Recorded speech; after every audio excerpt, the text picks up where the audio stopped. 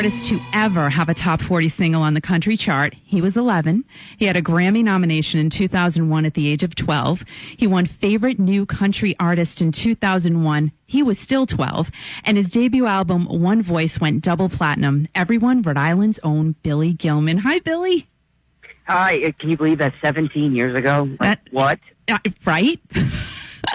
Does it seem like a flash? Gosh. Is it a flash to you?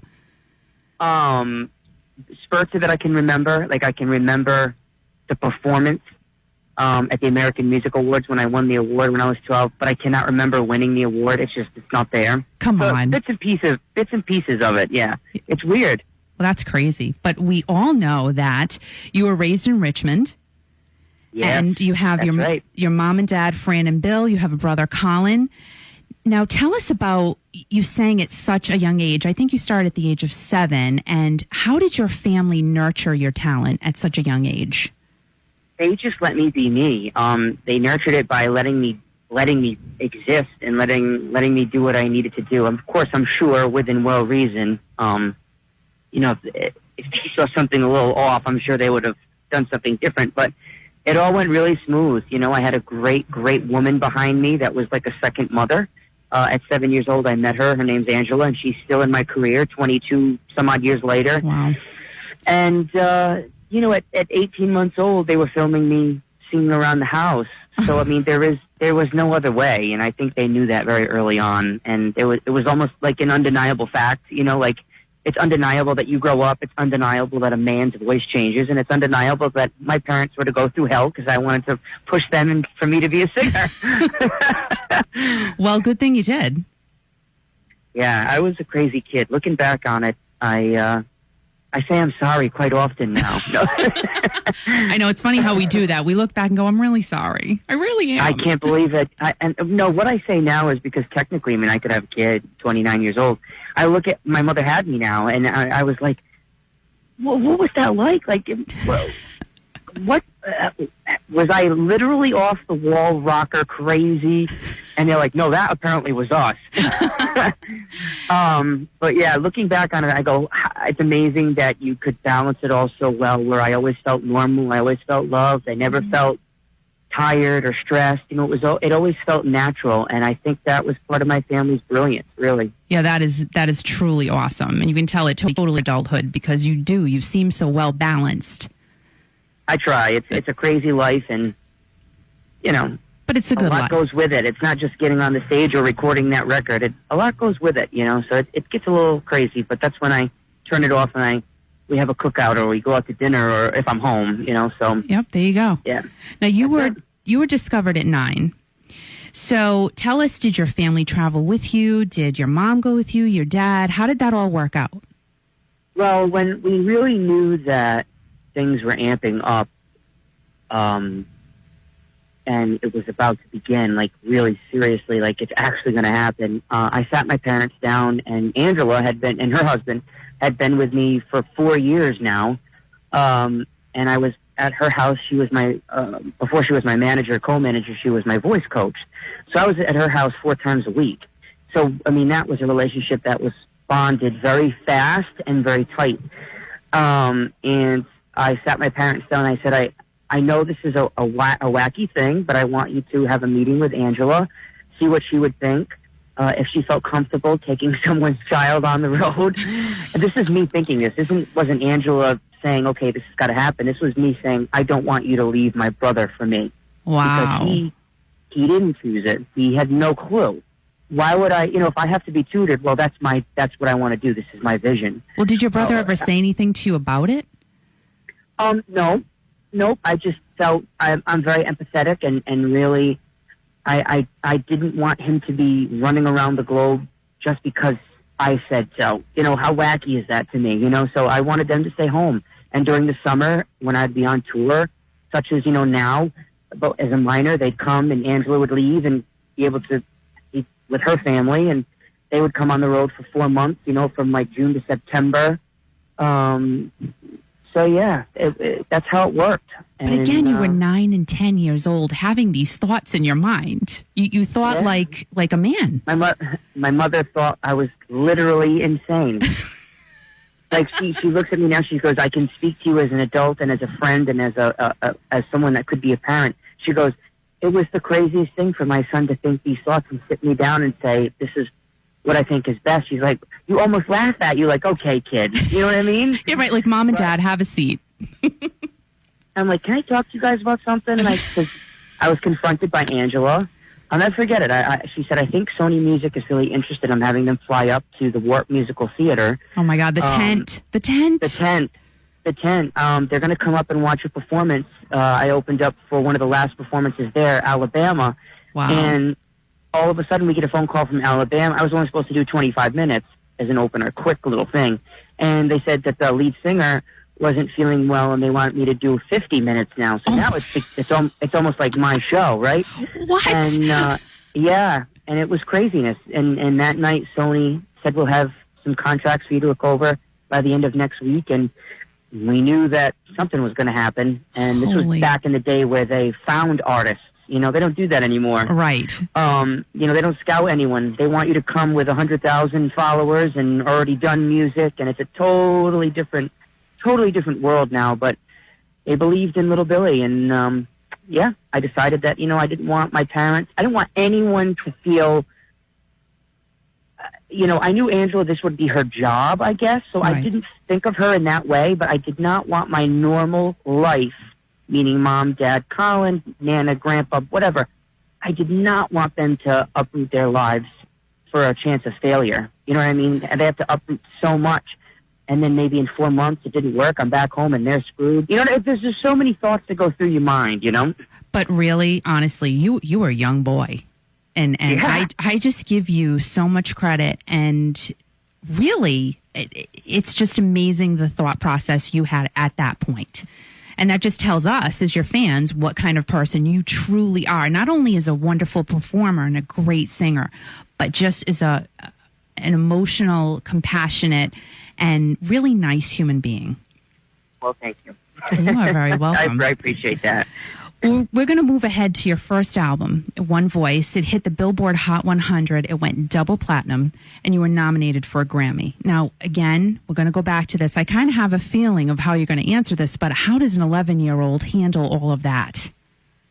I didn't. I didn't even really, I mean, I got it, but I was not, I just wanted to perform, get me on the stage, let me just do that. Like, everything else was great, and I was going through the motions, but that's about it.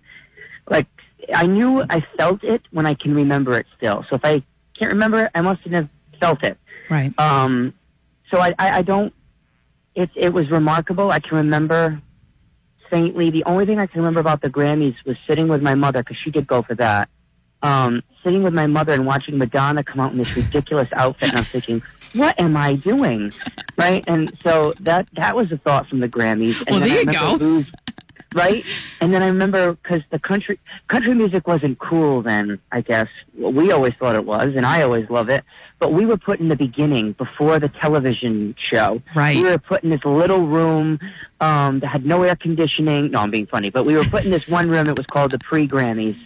So all the music, like, you know, Best Kids Album and Best, you know, Spoken Record. Yeah, right. They get all the awards. So a lot of the country ones did. And so my two were in that pre-broadcast, and I remember them saying, in Best Male Country Performance goes to, and they said Johnny Cash, and I went, no matter what, I just lost to a legend. That's pretty cool, right? I'm not upset, whatever. I don't care. Just get me on the stage, you know? To Johnny Cash. So I remember those two moments, yeah. So it was crazy, you know? It really, really, really was. What a ride for you, though. I mean... Oh, believe me. The ride began after my voice changed. Well, then we move on to 2006, you know, bringing us to that. You released your sixth album. Then you disappeared.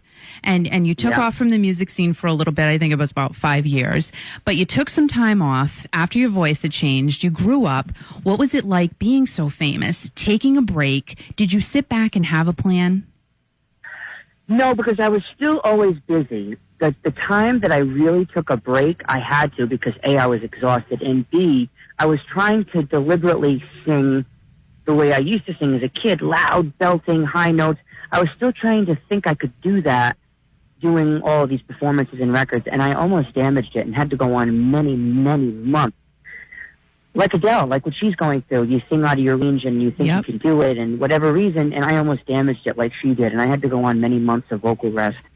And so that was a frightening thing. And my voice took a long time to change. For whatever reason, it was just late to the party. And it took 2 years for me to relearn it, for it to get its strength back. It just, I don't know, maybe coming out of such a whirlwind, they were tired anyway. Whatever stars aligned that have it be, it was a tough go. And mentally it was really tough because my instrument was not there when I'm used to just belt out this high note, okay, bang. Right. You know, that was all, I could always rely, whether someone was being mean to me, whether someone was not being fair, whether someone was being great to me, no matter what, I could always rely, shut the world off, and I could just sing. Yeah. And it wasn't there. And, you know, it was like, almost maybe like a divorce, you know, that it shakes you to the core, I guess, kind of. That's the only, I think, feeling that I could resemble it to. Okay.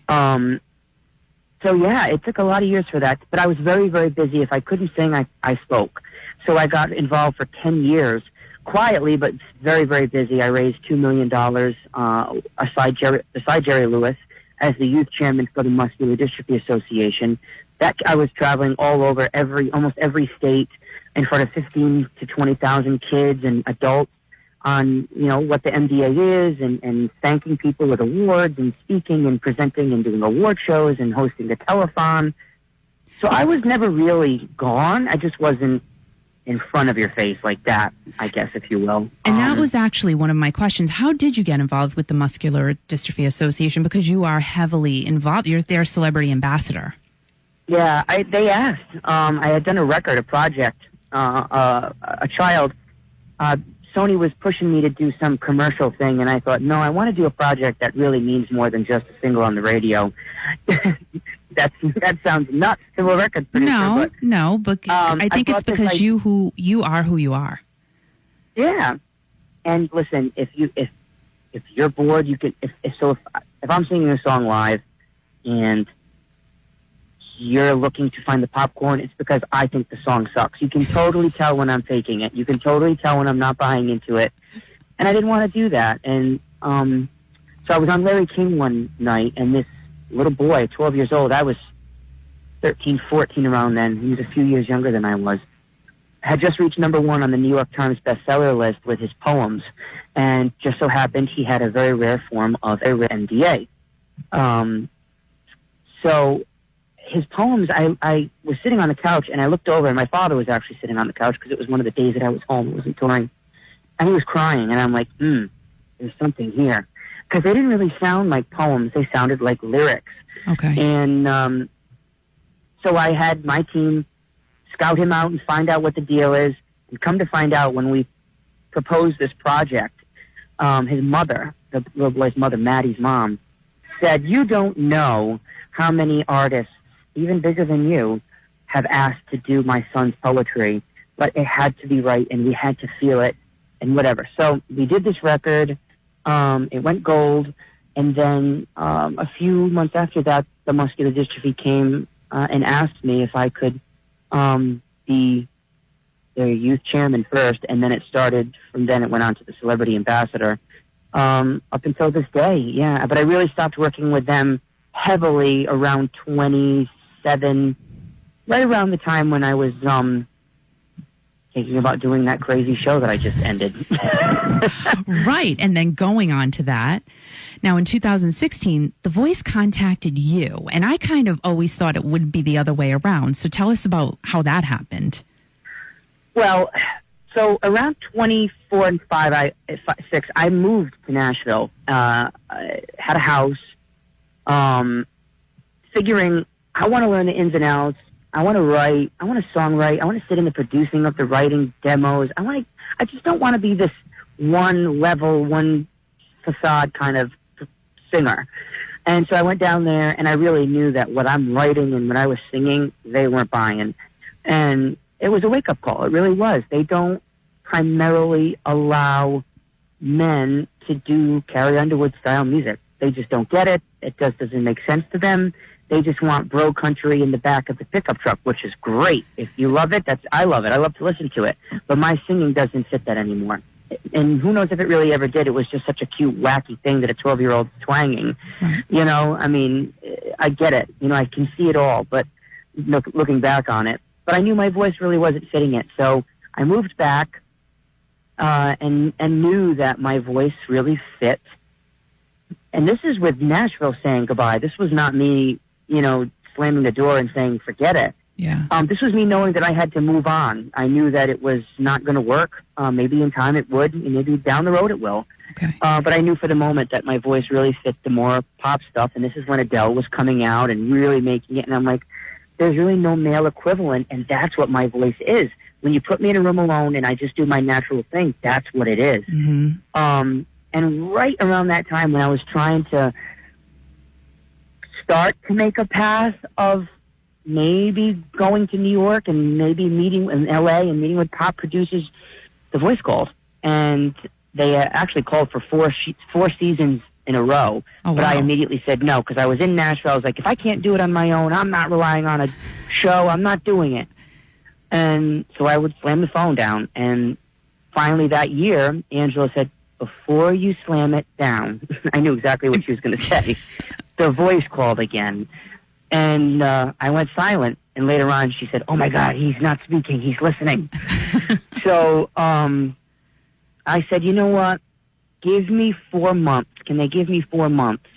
And they asked why. And I said, because I want to have some big, big meetings with some people that were always in my corner, that were very, very prolific in music. And I want to pick their brain if this is the right move. I just don't want to jump in. And I said, but I'm not opposed to it this year. If it keeps coming up, if they keep asking, there's got to be a reason behind it. You know, it's such a weird thing. So I'm like, you know what? All right, I'm not going to ignore it now. So I had meetings with Sony executives, past Sony executives, past managers, a past agent at CAA, all these people, and literally everyone from the higher up that I went to my grandmother, who has no clue, the same sentence kept coming up. What have you got to lose? Literally, everybody said that one line, right? I should write a song about it, I swear, because it was crazy. Yeah, you should. You need to. So I said to, and so I said to Angela, the one that really got it going, I said, you know what? If I'm going to do this, I'm not going to get on that stage and, you know, do All My Friends Say by Luke Bryan. I said, I got to be me, because it's got to be believable. Right. I've got to come from a place of 100% authenticity. Otherwise, they're not going to turn around. Yep. And so that's why I went with When We Were Young by Adele, and I was right. We stayed all the way to the end. Oh, boy, were you right. You were so right. And also, it's crazy. Well, now you're speaking about the tone of your voice. Now, in the first live show, you sang Queen's The Show Must Go On. And I honestly, listening to you sing it, listening to Freddie Mercury sing it, then listening to you sing it, you had that song down. I mean, honestly, I swear, every single note, you had it. So were you actually familiar? Were you familiar with Queen's music? Oh, yeah. Okay, so how did you absolutely. prepare for that? That was one of the songs. Right, so I I don't have it anymore. I've since then moved on and sold everything, but had a studio for 11 years, a little rehearsal kind of room, not a recording studio. And so I would sing, and when I would get ready for tour, I would rehearse. I rent rooms now, but I had one at that time, and I would just sing for hours and warm up and get my voice ready for a tour or a show or a TV thing or whatever. It was there. And I would just randomly sing songs, too, to warm up. And that was one of them. I mean, since I was 13 years old. Wow. It was so dramatic, but it spoke to me like no matter, people don't care. You know, you might be dying inside, but they don't care. You got to get up. You got to walk on that stage. You got to say, hey, how's everybody doing? You know, the show must go on. For whatever reason, I always saw myself within those lines and in that lyric. And that was one of the very, very first songs I wrote down. Because you write lists down throughout your whole time on The Voice of what your dream songs would be, because they have to get clearance from the publishing to make sure that the song is allowed to be on TV. Okay. All of that. So that was the number 2 song, I think, that was consistently on my list. I knew that was one song that I needed and wanted to do if, in fact, I kept moving forward. Well, Billy, you had it. I honestly... Yeah. I don't know about that, but shoes to fill. Absolutely. But you did it. You tore it up. You just did. And, you know, going on the whole Queen thing and some older groups that you chose to represent on The Voice, you did For What It's Worth by Buffalo Springfield and Proud Mary by Creedence Clearwater Revival. Now, clearly, they were before your time. So how did you connect with that music, or are those groups you also listen to? Those I don't on the regular. I love the songs, but I don't on the regular. But I was always taught from Angela and from my grandmother, Woodmansey, who was very legendary in Richmond. I don't know if you're familiar with Richmond, but they owned Woodmansey Oil. Oh, yes. Yeah, and so she, for whatever reason, being an oil woman's wife and a business lady, she knew that for whatever reason, I always needed to bring in older songs to appeal to not just children or not just the young crowd. Bring them in and make them familiar with what came before. So we'd pick out songs, and I had no idea. And that's why I did Crying, because that was one of the very, very first songs. She said, you know what, I think you could make this new again. Mm-hmm. And so I did Roy Orbison's Crying on the Voice, too. And this is years ago that she was telling me this. I mean, 13, 14 years ago. Wow. So I love knowing that music needs to go back to that. And not to say we don't have great music now. Some of the stuff that's coming out is really, really great. And it gives me hope. And like Adele with not too many auto-tuning. And there's a lot of great singing that's going on. And, you know, there's Carrie Underwood and Martina's still doing well. And all these great singers. And so I know that music is great, but I always want to bring it back to what was and what came before. I think it deserves respect. And if it works for that moment, then I'm doing it, you know? And you've done a great job doing it, and we want to see you keep doing it. Now, you came in second on The Voice. Tell us why that has been a blessing to you. For many reasons. But the main reason, I can't believe, of all the interviews I've done, I can't believe I haven't been scouted for a lawsuit because of my true opinion on it. But the contracts are not great, and I knew that I'd be stuck, and I didn't want to be stuck, and I didn't want them to put me in a bubble of what they think I should do.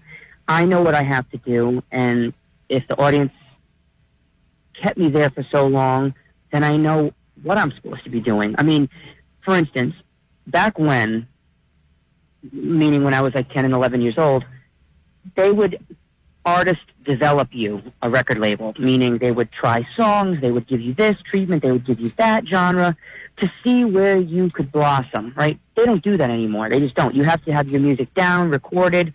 Fans need to be there, like I could be said.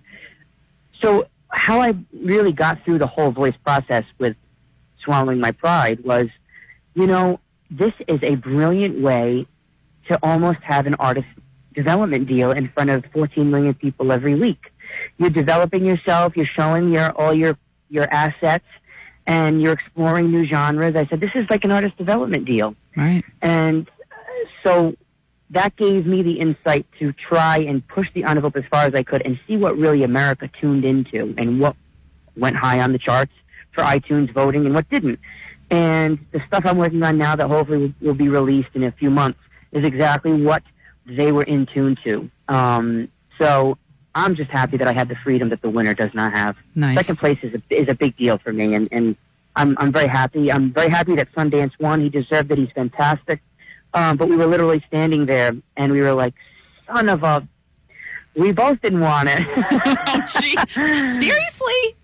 Yeah. I'll never forget that. We're holding each other's arms, you know, giving each other a pat on the back, and they're like, and the winner is, and he went, oh, man. That is just the craziest thing that you just said. Oh my goodness. Now, do you still talk to Sundance? I do. You know, I'm not home at the moment, but he's like, I'm coming to town on Friday. I'm like, I'm in New York for record label meetings. I'll be home Saturday morning, and I'm flying right down to the fair to rehearse. I'm like, but they better give you a warm welcome, my hometown. Oh, absolutely. I think so. There's a bunch of us that still talk. Oh, that's awesome. Now, but also on The Voice, you did perform with Kelly Clarkson. And as everyone knows, she won American Idol. And here you are on The Voice. What was it like to do a duet with Kelly?